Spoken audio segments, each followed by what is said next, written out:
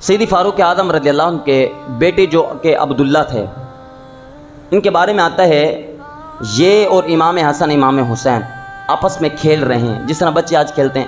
اب کھیلتے کھیلتے بچوں میں باتیں ہو جاتی ہیں۔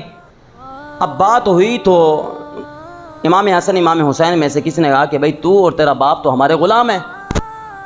اب یہ بات سیدی فاروق اعظم کے بیٹے جو کہ عبداللہ تھے، بڑا ان کو غصہ آیا، جلال آیا کہ مجھے اپنا غلام کہا، میرے باپ کو اپنا غلام کہا۔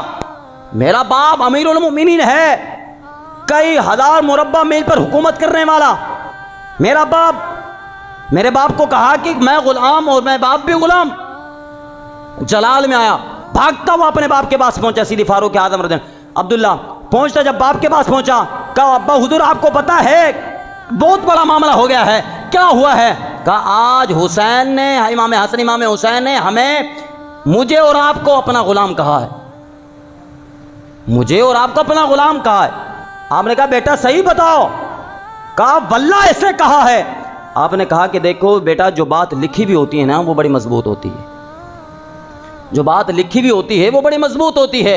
اگر انہوں نے واقعی ایسے کہا ہے، یہ کاغذ یہ پینسل لو اور جاؤ ان کے پاس، کہو کہ اگر اس بات پہ سچے ہو تو لکھ کر دے دو۔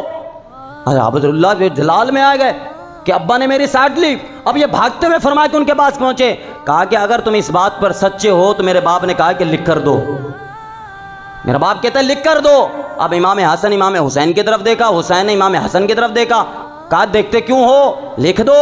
امام حسین نے لکھ ڈالا، تو اور تیرا باپ ہمارے غلام ہیں۔ عبداللہ فرمایا کہ دوڑتے ہوئے گئے، جب حضرت فاروق اعظم کے پاس پہنچے، کہا یہ دیکھیے میں سچ بول رہا تھا، انہوں نے کہا ہے کہ تو اور تیرا باپ ہمارے غلام ہیں۔ فرمایا کہ جب رکا لیا، چوم کر آنکھوں سے لگایا، کہا ٹکٹ مل گیا جنت کا، کہیں جنتی ہے عمر۔ فرمایا کہ قبر میں جا کر کہوں گا مجھے حضور کے بچوں نے اپنا غلام کہا ہے۔ یوں بیان کرتے ہیں سنی داستان اہل بیت۔